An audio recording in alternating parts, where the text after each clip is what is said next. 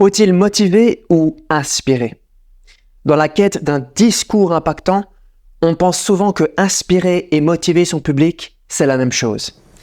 Mais c'est une erreur. Inspirer et motiver ne sont pas des frères jumeaux, c'est des partenaires de danse. Il y en a un qui est beaucoup plus puissant que l'autre et qui te servira pour rester gravé dans les mémoires. Lequel? La réponse dans cette vidéo.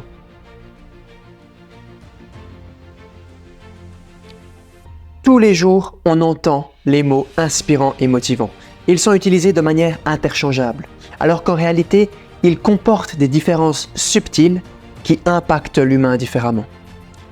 Tu t'es déjà sans doute retrouvé accompagné par un coach de sport qui te motive et qui te pousse à bout, ou alors une musique entraînante qui te donne envie d'avancer et de faire le prochain pas.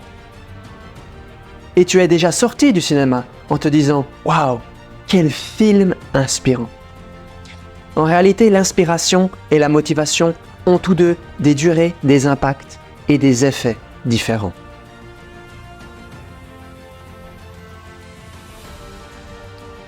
La motivation, elle, pousse les individus à agir. Souvent, elle est liée à un objectif, à un but que tu as.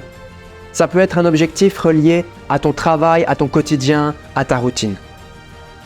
On connaît deux types de motivation. Premièrement, celle qui est intrinsèque, ça veut dire qu'elle vient de l'intérieur, elle est jaillie de l'intérieur. Et la deuxième, elle est extrinsèque, ça veut dire qu'elle vient de l'extérieur. Elle est donc motivée par une reconnaissance externe ou par une récompense que tu pourrais avoir si tu accomplis l'objectif. Par exemple, je peux te promettre une prime de 5 000 francs si tu réussis à vendre plus de 1000 tapis cette année. Dans les deux cas, qu'elle soit extrinsèque ou intrinsèque, la motivation pousse les individus à agir. Il s'agit d'inciter quelqu'un à faire quelque chose de particulier. Et cette motivation, elle peut être maintenue sur le long terme, surtout si des objectifs clairs ou des incitations permanentes motivent ce comportement. Par exemple, peut-être que dans ta vie, tu as associé sport et musique. À chaque fois que tu vas t'entraîner, tu le fais avec la musique dans tes oreilles. C'est-à-dire que c'est la musique qui te donne cette motivation de te surpasser. Donc musique égale motivation, pas de musique égale pas de motivation. L'impulsion ou ton envie s'arrête lorsque la musique s'arrête.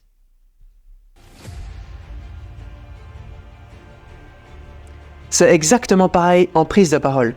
Les oratrices, les orateurs motivants te donnent envie de progresser, mais l'impulsion s'arrête avec eux. Imagine par exemple, tu es face à un vendeur. Et ce vendeur, il va essayer de te vendre son produit, il va te prononcer plein de mots dans le but de te persuader d'acheter son produit.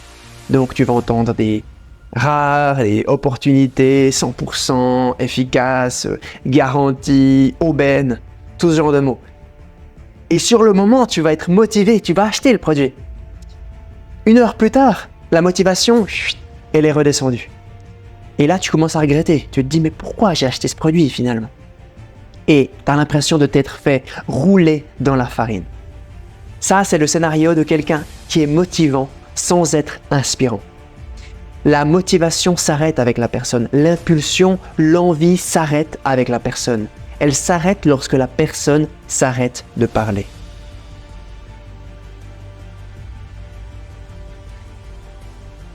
Cette motivation, elle s'oppose donc à l'inspiration. Comme la motivation intrinsèque, l'inspiration vient de l'intérieur, ou elle vient d'un exemple extérieur qui résonne avec nos aspirations profondes, avec nous ou avec nos valeurs. Lorsqu'une personne est inspirée, c'est parce qu'on a suscité des émotions ou qu'on a stimulé son imagination. Et c'est ça l'effet que l'inspiration crée. Elle permet aux gens de se sentir stimulés, de se sentir pleins d'espoir et de penser différemment. Ce qui se passe réellement chez la personne, c'est un changement d'état d'esprit, c'est un changement de perspective. Et une bonne façon de mesurer ce changement, c'est de te demander si après ton discours, les gens voient le monde différemment. Est-ce que les gens voient le monde différemment après ta prise de parole? Quant à la durée de l'inspiration, elle est variable. Parfois, ton discours n'aura aucun impact, n'inspirera pas du tout puisque l'état émotionnel de la personne ne l'aura pas permis.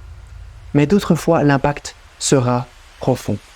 Et il se présentera comme une graine que tu as semée et que ton public a continué d'arroser. Il y a quelques années, je suis tombé sur une vidéo de l'amiral américain McRaven. Un amiral des plus décorés. Et il donnait le discours d'ouverture à l'Université du Texas en 2014. De ce discours, il partageait 10 leçons qu'il a apprises durant son service militaire. Et je ne me rappelle pas des 10 leçons, mais il y en a une qui m'a marqué et que j'applique tous les jours. Tu vois, à l'armée, on doit faire notre lit tous les matins. Et si c'est mal fait, on doit recommencer et recommencer. Et ça tous les matins. J'ai jamais compris pourquoi on devait faire notre lit avec un tel niveau de perfection. Pour moi, ça me paraissait absurde, ça me paraissait complètement imbécile, c'était insensé. Et c'est grâce à l'amiral que j'ai compris. Lorsque tu fais ton lit tous les matins, tu auras accompli la première tâche de la journée. Et cet accomplissement te donne la motivation et la force d'accomplir une deuxième tâche, puis une troisième tâche, puis une quatrième tâche. Et si tu fais cette première tâche avec rigueur et précision, ça conditionne ton cerveau à réaliser les tâches subséquentes, celles qui vont suivre, avec la même rigueur et avec la même précision. Et dans la vie, pour accomplir les grandes choses, il faut d'abord savoir accomplir les petites choses. C'était ça, son message. Et depuis que j'ai entendu ce discours, il n'y a pas eu un matin sans que je fasse mon lit à la perfection. C'est ça la trempe des personnalités inspirantes. Lorsqu'elles parlent, elles insufflent un élan durable. Et lorsqu'elles ont terminé de parler, l'audience commence à bouger, commence à se mettre en mouvement. Là, tu as créé un élan, tu as créé un momentum. Exactement comme McRaven l'avait fait avec moi. Après ces 18 minutes de discours, il avait terminé de parler et j'ai commencé à bouger, j'ai commencé à faire mon lit. Et des années plus tard, je fais toujours mon lit le matin. Ça s'appelle l'inspiration. Et cette inspiration, elle est étroitement liée à la notion de leader. Une définition du leader que j'aime beaucoup, elle dit que si tes actions à toi incitent les autres à en faire davantage, à en apprendre davantage, à devenir davantage ou à rêver davantage, tu es un leader. Et McRaven, c'est mon leader à moi. Il m'a incité à faire mon lit tous les matins. Il m'a fait me rendre compte que les petites choses dans la vie sont d'une importance immense. Et en d'autres termes, il a semé une graine en moi que j'ai arrosée. Et c'est ce qu'il reste à faire avec ton public. Si tu souhaites incarner et réveiller ce leader qui est en toi lors de tes prochaines prises de parole, je t'invite à transformer l'affirmation en question. Comment vas-tu inciter les autres à en faire davantage, à devenir davantage, à en apprendre davantage ou à rêver davantage?